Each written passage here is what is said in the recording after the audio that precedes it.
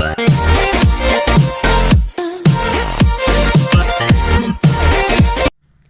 Dear student, welcome to our channel PKP. Worksheet आपकी 9 है और साइंस सब्जेक्ट है यानी विज्ञान है, ठीक है। हिंदी मीडियम में 26 जुलाई की है। तो डियर स्टूडेंट, अगर आप चैनल पर नए हैं तो पहले इस चैनल को सब्सक्राइब कर लीजिए ताकि नेक्स्ट वीडियो की नोटिफिकेशन मिलती रहे आपको। और इसमें आपको सभी वर्कशीट कराई जाएंगी, हिंदी और इंग्लिश दोनों ही मीडियम की, ठीक है। तो यहाँ पर सबसे पहले आज जो आपको टॉपिक दिया है वो क्या है, गति है यानी कि चाल, ठीक है। गति का मतलब होता है कोई जब कुछ दूरी तय कर ले तो वो क्या है, गति में है। आपने सड़क पर यात्रा करते समय इन साइन बोर्ड को अवश्य देखा होगा। आप इनसे क्या समझते हैं, इन्हें सड़क पर विभिन्न स्थानों पर क्यों लगाया जाता है, ठीक है। इससे होता है, हमें क्या पता चलता है कि कितनी दूरी है अभी जहां हम जा रहे हैं, कोई एक जगह का लोकेशन की डिस्टेंस दी होती है, ठीक है। तो हाँ, आप इनसे क्या समझते हैं, साइन बोर्ड में स्पीड लिमिट भी लिखी होती है कि लिमिट इससे ज़्यादा नहीं होनी चाहिए, ठीक है। दूसरा, ये बताता है कि कितने किलोमीटर की यात्रा है या ये डिस्टेंस कितनी दूरी पर अभी और है। यह साइन बोर्ड उस सड़क पर वाहनों की अधिकतम चाल की सीमा को दर्शाता है। यदि कोई व्यक्ति इस गति सीमा का उल्लंघन करता है तो उसका चाल सीमा उल्लंघन का चालान हो सकता है, ठीक है। यानी जैसे यहाँ पर 50 किलोमीटर प्रति घंटा लिखा है, इसका मतलब कोई व्यक्ति जो कार चला रहा है वो 1 घंटे में 50 किलोमीटर की ज़्यादा से स्पीड से वो नहीं चला सकता है, ठीक है। तो जितनी भी स्पीड लिखी होती है उस स्पीड से ज़्यादा, उस चाल से ज़्यादा वो चलाता है, इसका मतलब वो गति सीमा का उल्लंघन कर रहा है और उसका चालान कट जाता है। विभिन्न वस्तुओं को एक निश्चित दूरी तय करने में अलग अलग समय लग सकता है ना। जैसे कार से हमको कुछ और समय लगता है, ट्रेन से कुछ और समय लगता है, बाइक से कुछ और समय लगता है। तो यही बोल रहा है कि अलग अलग वस्तु से निश्चित दूरी तय करने में अलग अलग समय लग सकता है। वस्तु की गति दर उसके एकांक समय में तय की गई दूरी से ज्ञात किया जाता है। इस राशि को चाल कहते हैं, ठीक है।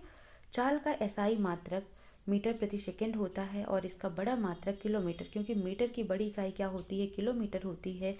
यानी जो दूरी है, दूरी किस में होती है, किलोमीटर में। तो अगर हमको इसका बड़ा मात्रक देखना है तो किलोमीटर हो गया, समय क्या हो गया घंटे में, तो किलोमीटर पर आवर हो गया। अगर हम इसको एसआई यूनिट देखते हैं तो दूरी किस में लिखते हैं, मीटर में, और समय किस में लिखते हैं, सेकंड में, तो मीटर पर सेकंड हो जाता है। एक वस्तु की चाल दर्शाने के लिए हमें केवल उसकी मात्रा की आवश्यकता होती है, इसलिए यह क्या है, अदिश राशि है। यानी कि अदिश यानी बिना दिशा के, इसमें केवल मात्रा चाहिए, परिमाण चाहिए, दिशा नहीं चाहिए, ठीक है। तो इसको अदिश राशि बोलते हैं।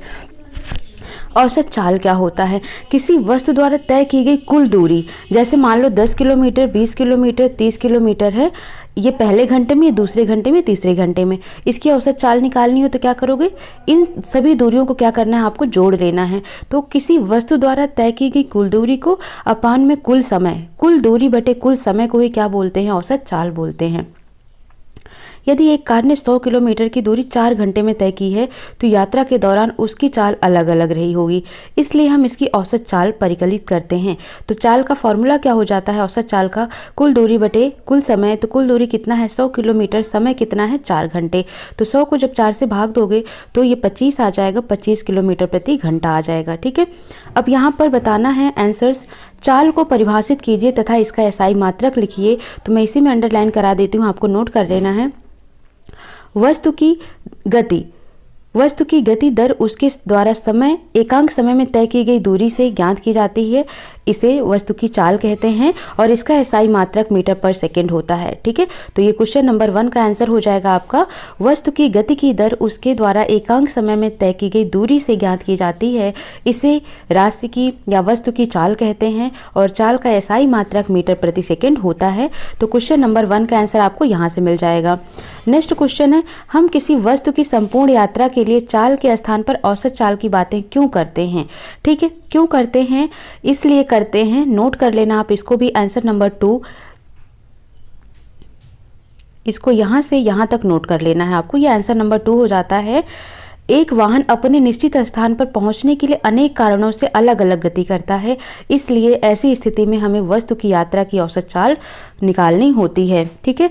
तीसरा है, क्या किसी वस्तु की चाल शून्य हो सकती है, अपने उत्तर का कारण बताइए। किसी वस्तु की चाल शून्य नहीं हो सकती, ठीक है। क्यों नहीं हो सकती, चाल शून्य नहीं हो सकती क्योंकि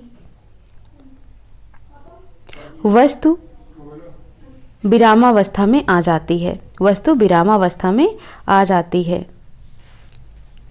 ठीक है, जब वस्तु विरामावस्था में होगी यानी उसकी कोई दूरी नहीं है, जब कुल दूरी नहीं है तो उसकी चाल भी क्या होगी, जीरो हो जाएगी। इसका मतलब चाल बराबर क्या होता है, दूरी बटे समय होता है। चाल बराबर क्या होता है, दूरी बटे समय। जब दूरी क्या है, जीरो है, तभी तो ये जीरो आएगा। तो जीरो बटे समय हमने लिखा तो क्या मिल गया, जीरो मिल गया। तो चाल जीरो कब मिल रहा है, जब दूरी जीरो है। और दूरी जीरो नहीं हो सकती, दूरी कब जीरो होती है, जब ये विरामावस्था में होती है। यानी जब वस्तु विरामावस्था में होती है तब चाल शून्य हो सकती है। ठीक है, तो इसको ऐसे लिख लो, जब वस्तु विरामावस्था में हो तो वस्तु की चाल शून्य हो सकती है। ठीक है, तो वस्तु की चाल शून्य हो सकती है। इस तरीके से आपको आंसर नंबर 3 नोट कर लेना है। चाल बराबर दूरी बटे समय, दूरी जीरो हो गया, जीरो बटे टी इक्वल टू जीरो आ गया। यानी जब वस्तु विरामावस्था में होगी तब वस्तु की चाल क्या होगी, शून्य होगी। एक कार अपनी यात्रा के पहले घंटे में 20 किलोमीटर, दूसरे घंटे में 30 और तीसरे घंटे में 40 किलोमीटर तय करती है।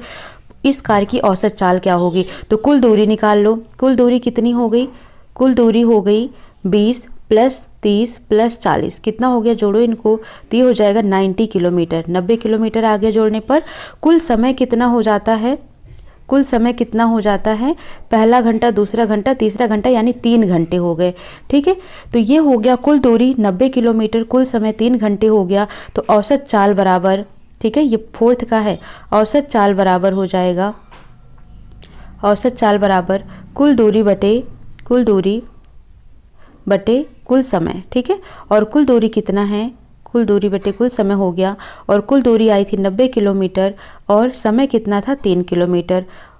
इसको कट कर दो, 3 3 जा 9, टोटल आ जाएगा 30 किलोमीटर प्रति आवर, यानी 30 किलोमीटर प्रति घंटा राइट आंसर आपका हो जाएगा। ठीक है, 90 को 3 से भाग दोगे तो 30 आ जाएगा, 30 किलोमीटर प्रति घंटा औसत चाल आ जाएगी। ठीक है, तो इस तरीके से आपको ये समझ आ गया होगा। सो लाइक शेयर सब्सक्राइब कर दीजिए। मिलते हैं नेक्स्ट सेशन में। Thank you for watching.